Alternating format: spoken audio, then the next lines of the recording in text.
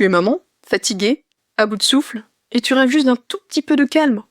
Alors bienvenue dans Maman oui, épuisée non, le podcast qui parle de fatigue, de charge mentale, d'émotions, bref, de tout ce qui pèse sur ton quotidien de maman. C'est également un espace pour te reconnecter à toi-même, sans culpabilité, sans injonction, et sans qu'on te demande de partir 3 semaines à Bali ou de méditer en plein chaos quotidien. Je suis Aurore, naturopathe, maman et spécialiste de l'épuisement maternel. À travers chaque épisode, je t'aide à comprendre ton corps, ton mental, et à remettre un peu de souffle, de calme et de douceur dans ton quotidien de maman. Parce que maman ne devrait jamais rimer avec épuisement. Bon épisode.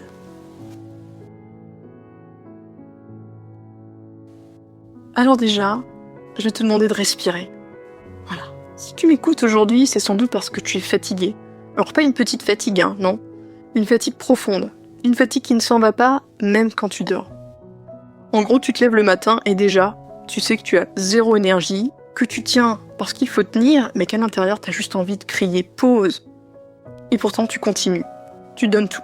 Et le pire dans tout ça, c'est que malgré tout ce que tu fais, tu te sens encore coupable. Coupable de t'énerver, coupable de perdre patience, ou juste de rêver d'être seul 5 minutes. Alors dans cet épisode, on va mettre de la clarté là-dedans. Je vais t'expliquer pourquoi tu te sens comme ça, ce qui se passe réellement dans ton corps, et comment on peut commencer à s'en sortir simplement et concrètement. Promis, rien de magique, rien de perché non plus, juste du bon sens, un peu de biologie et beaucoup de douceur. Alors, on respire un bon coup, continue tranquillement ce que tu es en train de faire, et on y va.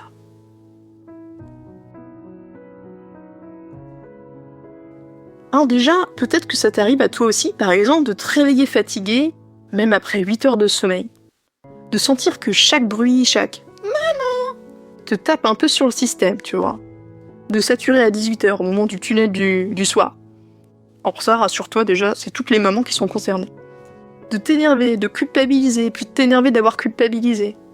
Ou encore le soir, quand justement tout le monde dort, que ton cerveau, lui, refuse de se reposer. Alors si tu hoches la tête en m'écoutant déjà, sache que tu n'es pas seul. C'est exactement ce que j'ai vécu moi aussi à la naissance de ma seconde fille. Et ce que j'ai découvert, c'est que tout ce qu'on vit dans ces moments-là, c'est pas une faiblesse. C'est pas dans la tête non plus, c'est biologique.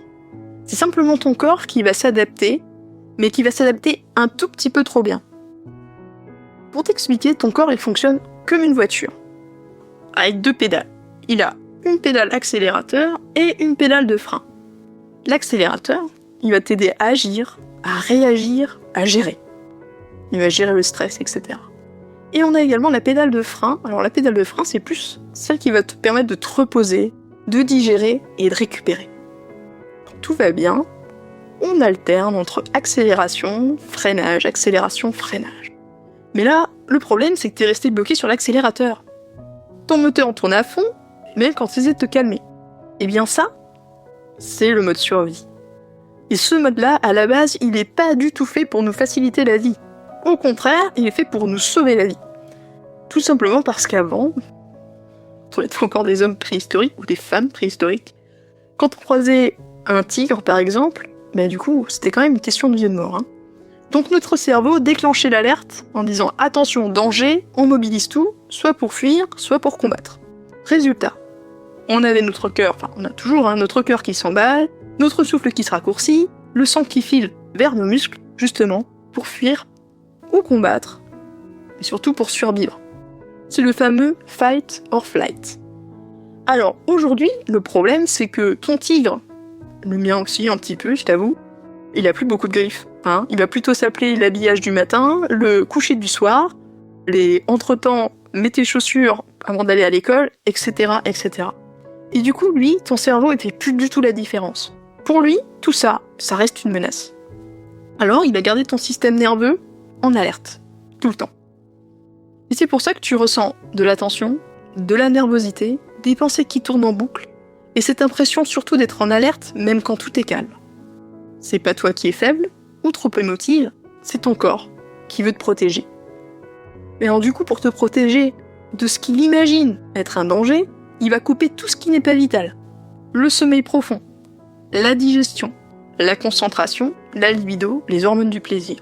Résultat, tu tiens, mais tu t'épuises. Et plus tu t'épuises, plus ton système se verrouille. Du coup, tu dors, mais tu vas pas récupérer. Tu vas te poser, mais tu vas pas réussir à te détendre. Et même après une journée calme, enfin, on se comprend, calme, ne va plus suffire à te ressourcer. En fait, c'est un véritable cercle vicieux. Tu dors mal, tu récupères mal, du coup, tu stresses plus vite, ton corps, lui, va relancer l'alerte et rebelote. Tu dors mal, tu récupères mal, et ainsi de suite, et ainsi de suite. Mais alors du coup, est-ce que en mode survie, on peut se recharger? Est-ce qu'on peut récupérer? Alors, on peut pas récupérer en l'état. Je vais t'expliquer pourquoi. Imagine, tu es en train d'utiliser ton téléphone. Il n'a plus beaucoup de batterie. Tu décides de le recharger. Sauf que là, tu es en train d'utiliser énormément de fonctionnalités. T'es en train d'appeler avec la luminosité à fond, tu fais des photos, enfin bref, la totale.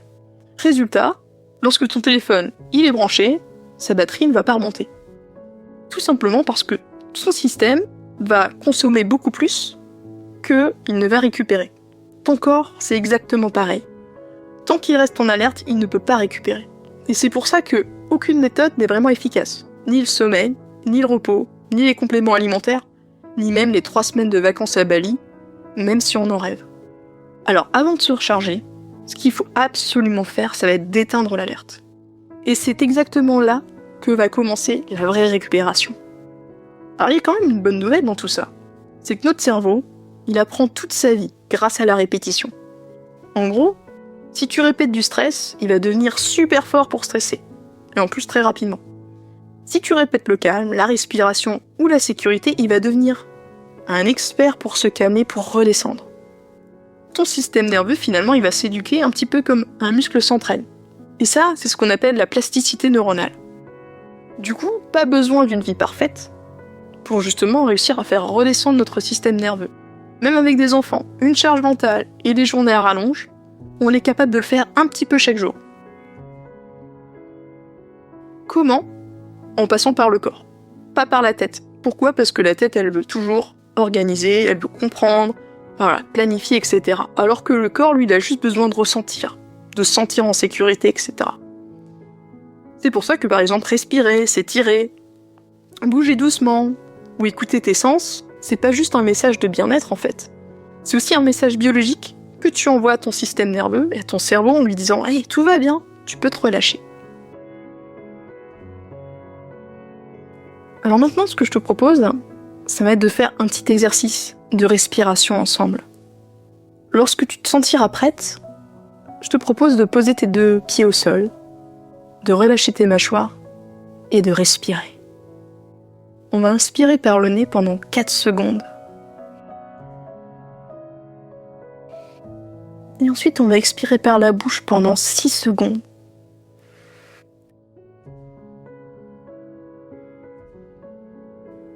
Fais ça encore 4 fois, à ton rythme.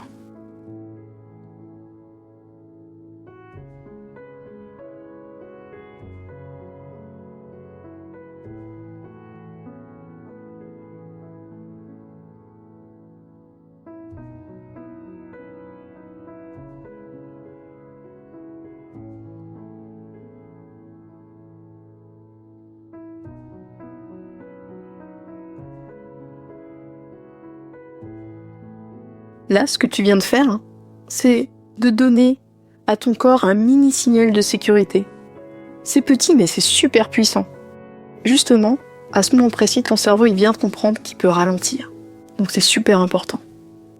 Tu vois, en fait, sortir du mode survie, ce n'est pas tout changer. C'est juste apprendre à t'arrêter quelques secondes, à rappeler à ton corps qu'il est en sécurité, ici et maintenant. Alors la prochaine fois que la fatigue revient, ne te dis pas que tu dois faire plus. Dis-toi juste, je peux respirer un peu mieux. Tu n'es pas seul. Et pas à pas, ton corps va réapprendre à se reposer.